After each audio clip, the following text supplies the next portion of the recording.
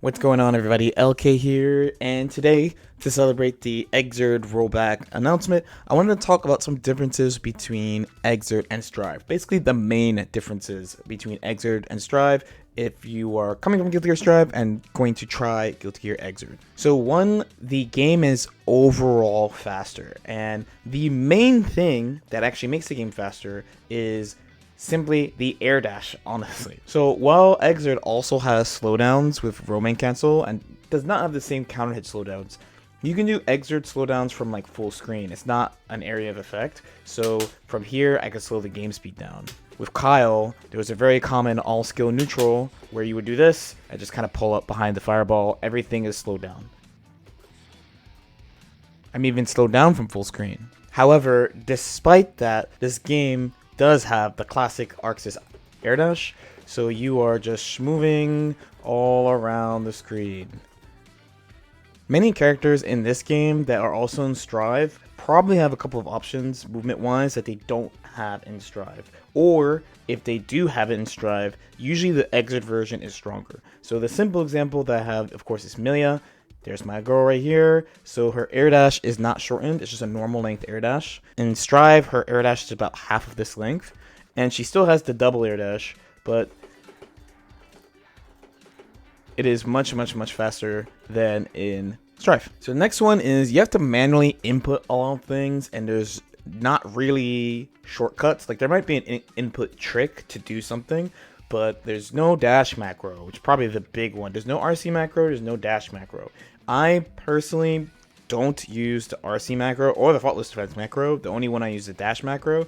The dash macro makes a huge difference on both offense and defense. So having to input everything manually, the main one you're going to be feeling at least. I'm pretty sure almost everyone who plays Strive uses their dash macro, so that's a huge one. So again, another example of Milia here is, what do I do off throw? So in Strive, you would do throw into H-disc and you float above them and then you do your setup. Where in this game, you have to dash and do the disc with a special input. So I use 2, 3, 6, 6. There's some cases where I do 6, 6, 2, 3, 6. It just kind of depends on the knockdown. There's a lot of examples of things like this in the game. Then there's the meter usage. So not only is the RC system different, eventually I'll make a guide about like RCs and XRD and how you should think about them. But for the purpose of this video, we're kind of just gonna not totally talk about all those things. I want to specifically talk about 25 meter usage because it is extremely important in this game. In my opinion, how people use their 25 meter options is a really clear sign of how good they are at the game. So particularly 25 meter, you're going to have two main things. You have your blitz, but that's defensive. What we want to talk about is YRC. YRC replaced Guilty Gear XX's FRC, a 25 meter option. Using your 25 meter options is not only important, but it's really strong because you slow people down. So you get to both use a move that becomes stronger during the slowdown, and you can see what your opponents are doing at the same time. So number 4 is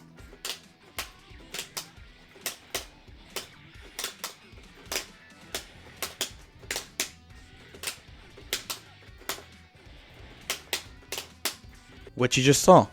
The wall does not break. So what this means is your planning is going to be a little bit different for what you do when you hit them. So wall break, at a simple level, if you play other fighting games, it might feel like it's very disruptive for your plan, because in most fighting games, you're used to going from here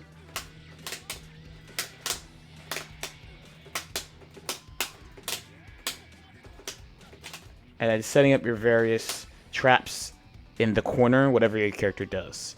Wall break makes it so that there's a change in the match flow. So you need to either keep the wall by altering your combo, break the wall if you just feel like it or just want damage, break the wall super if your character has a good super situation, go for damage anyway if you have 50 meters so you can control the neutral and end neutral really quickly. There's a lot of situations you can build around breaking the wall along with the positive bonus. Where in this game, since there's no wall break, you have a pretty traditional combo game. So if you played other fighting games, I don't even really need to like tell you this, but if you've only played Strive and are not familiar with this, you could build pretty strong looping traps in the corner in this game with your characters. So 5 is classic Gatlings, and when I say classic Gatlings, I want to say that Guilty Gear XX and XRD in particular really set the standard for Gatlings.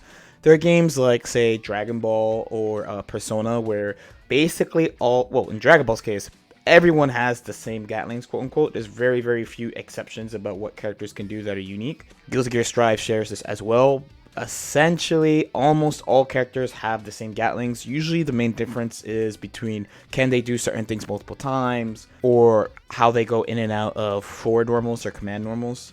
In Guilty Gear XRD and Guilty Gear XX, everyone has very unique Gatlings. I always like using Slayer as an example here. So Milia, you have 6P, so you have 6P close slash, 6P 2S, 6P 6H, 6P 5H. She has a bunch of normal cancel options, but she can also special cancel as well. Love Shaker, S Tandem, Roll. Where our buddy Slayer here, he has absolutely no options at all, not even special cancel options. This has a couple of things. One, and this is a theme of the game I always liked, it's actually one that I missed when I started Strive, is that all the characters are extremely unique, not just appearance, but it goes down to their Gatlings, their unique mechanics, how they interact with the system individually. Like, they're all like extremely unique, so there's that angle. But the downside is that, one, if you're trying to play multiple characters, it will be pretty hard because every character has really different Gatlings,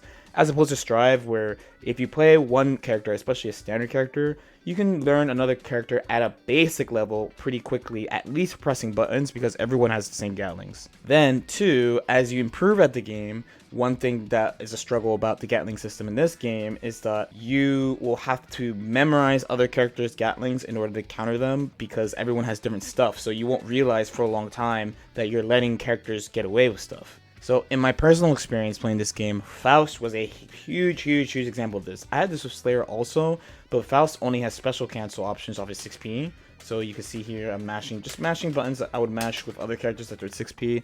None of it works. So he only has special cancel options like Pogo, Scalpel Pull, even though they wouldn't do this, and Item Throw.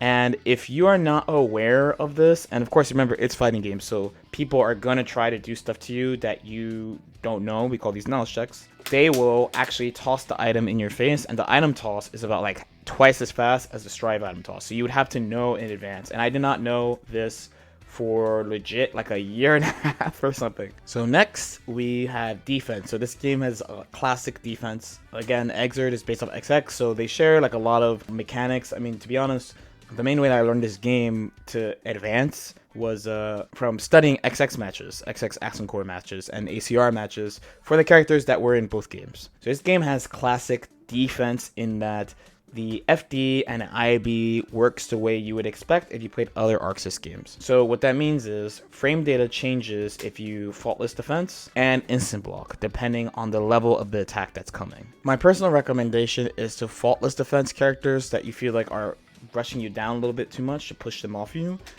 Generally, you're aiming for punches and kicks.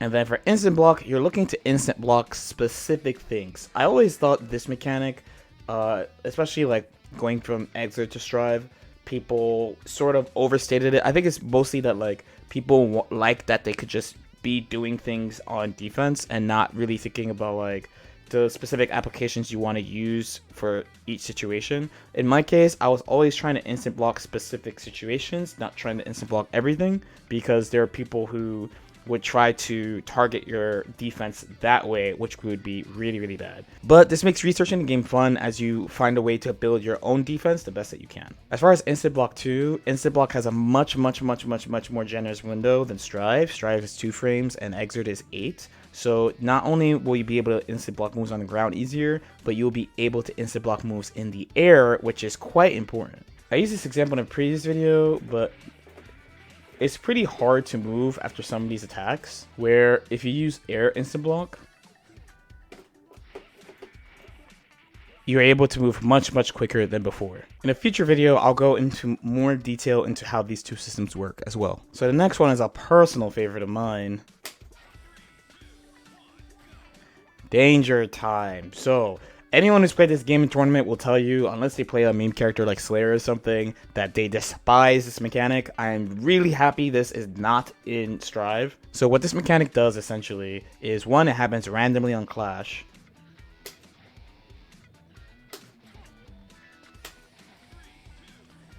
And then two, every hit is a mortal counter, and everything has more damage, and everything you do is dash cancelable, so you get conversions you would not get normally. So even characters that might not get strong combos in certain situations, like I just showed, I got like a mid-screen combo of Amelia 6k.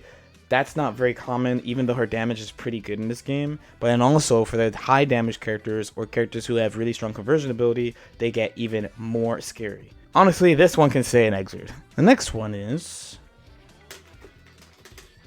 you can escape combos in the air. So every Arxis game has a different way of handling this. Exerd actually has a not the most fun way of dealing with this, but as opposed to Strive, where you just fall to the ground kind of with a juggle system, you are able to mash buttons to tech out of combos in case the opponent messes up. Sometimes people will do this on purpose for a reset. Other times people will go for something hard and you might be able to slip out. And even other times people might want to try to do things like, say, throw your burst or something. So while you can mash buttons to get out of the combo, you do need to be aware of your current situation and make a choice on what to do. Whether it is to tech immediately or wait a little bit, that will be up to you. And then the final one I want to talk about is one I kind of touched on before, where there are many unique character properties. Things like the character's weight, the wake up time, throw range, risk gauge, meter gain, etc. Every system mechanic is applied differently to each character. The two you probably hear about the most when people talk about Exerd or old Guilty Gear games in general are going to be weight and wake up time. So the nice thing about Rev, this is the last version of Guilty Gear Exerd Rev, so this is Rev 2.1. At the beginning of Exerd, it was actually pretty hard to combo Venom, but they made a lot of changes to him to make him easier to combo, even though he's a medium weight. Now this game has 4 weight classes. You have your light characters like Milia, Baiken right here, right here. You got your medium weights in characters like Sin and Chip. Heavy characters like Leo and Slayer, these characters tend to be heavy. And super heavy characters, Potemkin. So that's a really common way of looking at it.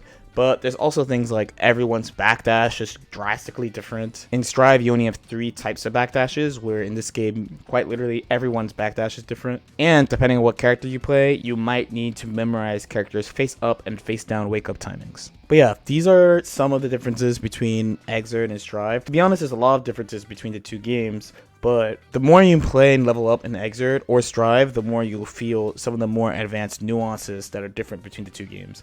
I wanted to touch on things that people would feel really quickly, like as soon as they pick up the game, you would feel this mechanic or thing about the game right away. As usual, if you guys have any questions or comments, definitely feel free to leave in the comment section below. Like and subscribe if you guys feel like it, and I'll see y'all next time. Peace out.